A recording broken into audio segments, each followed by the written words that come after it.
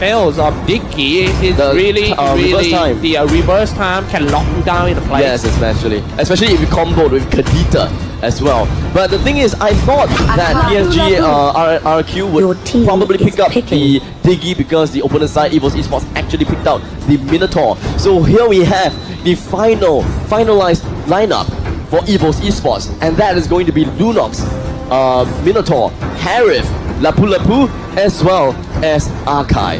Nothing out of the ordinary. Wow, Esmeralda. This is gonna be the first game for Esmeralda today. Esmeralda, Frost Moon Shield, Stardust Stand, Failing Star Moon, all these spells. The people saying that Esmeralda is good because he's so versatile. She can play tank, she can play the damage sometimes, and also the support, because every single spell of Esmeralda is useful. But the thing is, Cyclops, there is 3 tanks of Psg Rrq. There is 3 tanks. How are they going to play this out? Yeah, this is not something I see very often. Maybe they are not going to put Esmeralda as the tank role. In fact, Esmeralda is going to take the time to farm as much as possible. Yeah, let's and do some quick intro first before we go in. For Evos on the right side, Lapu Lapu by Soul. The JPL play Arkai, Odia Bambi on Lunox, Ace Minotaur, and Welcome to Mobile Legends. The Potato on the right. And on the other side, flip side, Psg Rrq. Let's take a look at their final lineup. With Lemon playing as Esmeralda.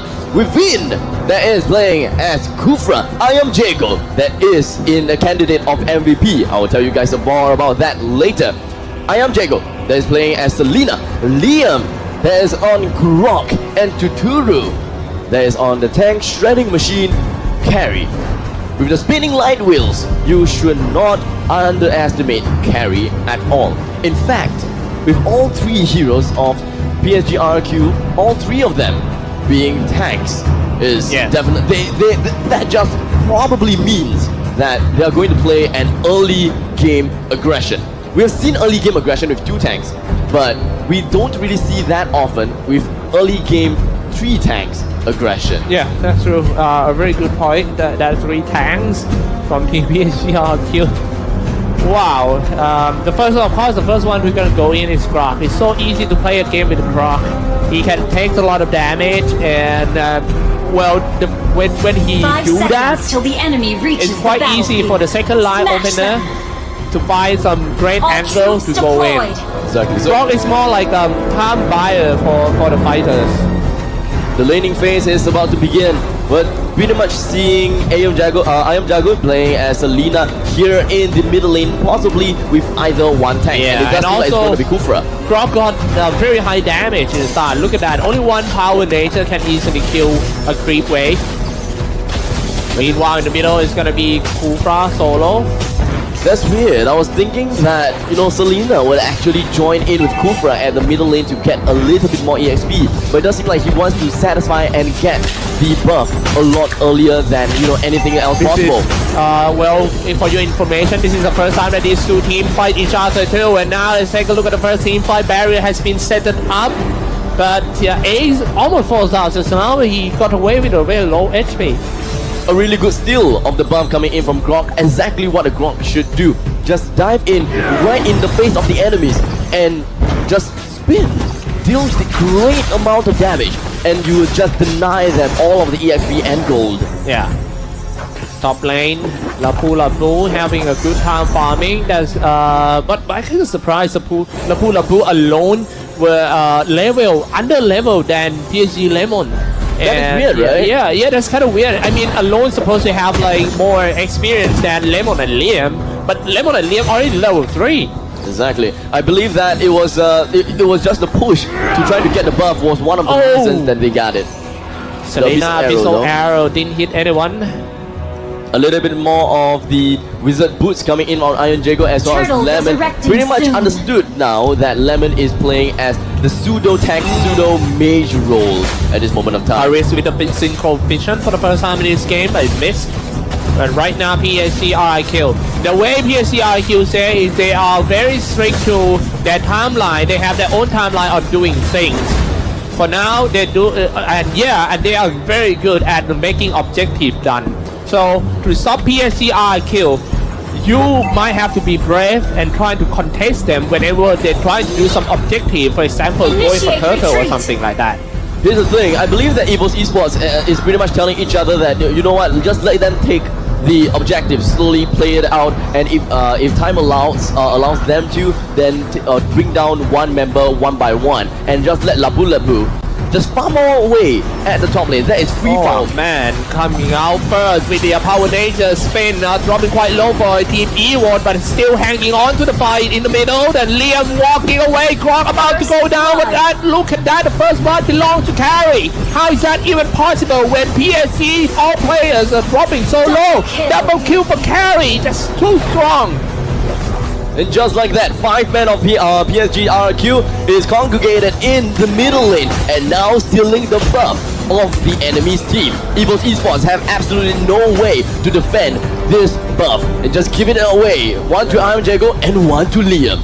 Oh my goodness, the way that AM Jago using his Phantom Step in order to just get through all the walls and stuff are just perfect timing and also the angle.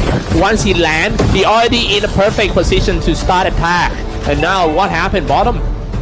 JPL pretty much is under siege, but hold on a second as we do have Soul rushing out with the Chieftain's Rage, trying to fight 1 versus 1. Lemon a little bit overestimated himself, dealt quite a lot of damage to himself by the turret, but in the end, Lemon did manage to turn the turret around because of all that shield that she's able to generate and get that kill onto He Labu. was super strong, man, in the first 5 minutes of the game. 2,800 gold difference between the two teams, and that is the item Turtle update. resurrecting soon. Turtle is about to come back. I think it's time for team. They have to contest Psg Rrq. If they lose this Turtle, the goal difference will getting bigger and bigger, and it will be hard for them when they get into the mid game for Team Evos. At this game, it doesn't seem like Evos Esports has a very reliable split pusher. They do not have anyone that can, you know, clear waves fast. No Hayabusa. Yes, no Hayabusa is one thing.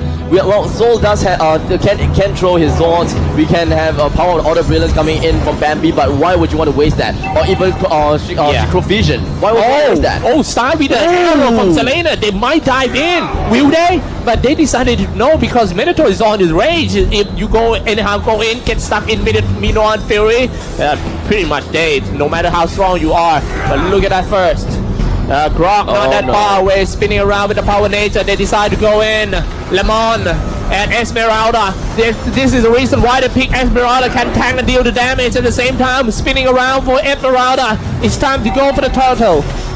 The turtle will now retreat into his den, but Bambi goes in the power of the order chaos, and just like that, Chaos Darkening is just gonna be retreating himself. Bambi in the middle of everything, tries to go for Cosmic Vision. He won't be able to get himself away for now, but Ace in the middle of everything. Selena gets the kill onto Minotaur. Finn, just like that. No, actually, Lemon is the one. And with the 3-man tank composition, we'll be able to get the 2 men that is the most important of Evos Esports down just like that. Frost Moon Shield, Stardust Land, Failing Star Moon, all the spells of Esmeralda, just save her. Just now, she was so low, but do you see the armor? It was this big. The armor of Esmeralda is too much. It's huge. This hero is OP. Wait until we come to the mid part of the game, whereby you can't even see her health points. It was all full of shields. Yeah, Selena missed the arrow, but I don't think that would be a fight. Liam stay in the bush. Vin come in. Kufra is ready to go for the Tyrant's Rage. You need to be careful about that. Bouncing ball first, and then Selena long range shooting arrow. Didn't hit. Nice door throw. Turn on to the ball. Waiting to go for the Tyrant's Rage. But they all fall back. They might come back in again from the sideway. Liam just gonna back himself off, and of course gonna bring down the barrier right in the middle side of the lane. And Vin was trying to go for a blind snipe into the bushes. Unfortunately, no one is within that bush. And you know, Tyrant's Revenge is just gonna be wasted just a little bit. And JPL was able to sidestep that Abyssal Arrow in just a small little step. Can they go in once again? But keep in mind that Kufra still has his ultimate, the Tyrant's Rage. And just one good click from Kufra. Then follow up with the Selena long range arrow, and that's what I'm talking about. This is gonna dive in. Esmeralda, see how good he can tank, turn on into the balls. They spend too much time to kill that Kufra. However, his teammates and the Kufra teammates coming in and trying to go in. Carry being, man, the They bought so much time for the carries until he plays so easy and killing everyone one by one. Look at that, and now dropping quite low. The laner got them. Oh, even Esmeralda got a killing spree right here. I'm not so sure that Esmeralda is a tanker or the damage dealer. Pretty much a best of both worlds coming in from Esmeralda. He got the Reaper as well as the Lightning Truncheon, so could deal a lot of damage. Man, Psg Rrq coming into this grand final is so strong. The way they play, the procedure, and also the individual skill, especially Lemon on Esmeralda, is really, really good. As we always say that Psg Rrq, the play style, people saying that it might be a bit boring, you know, 4 guys playing around 1 guy, but it always works. Then why do you have to change? At the bottom lane, Psg Rrq will be able to knock onto the second tier defense tower, and just like that, it is going to be down, and we have a fight incoming, and JPL to go down low. Oh my goodness, look at that, and now shooting in a long range Selena. Evos.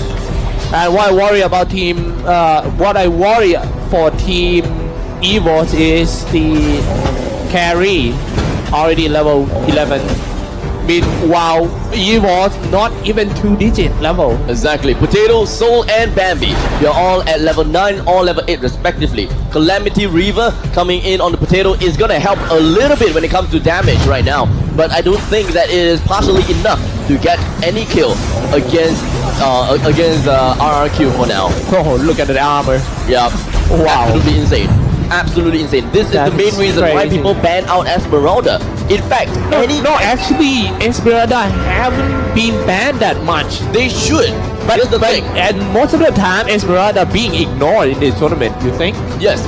For some reason, in this tournament, Esmeralda was not picked up that much. Esmeralda is a great hero that works almost just like the Croc.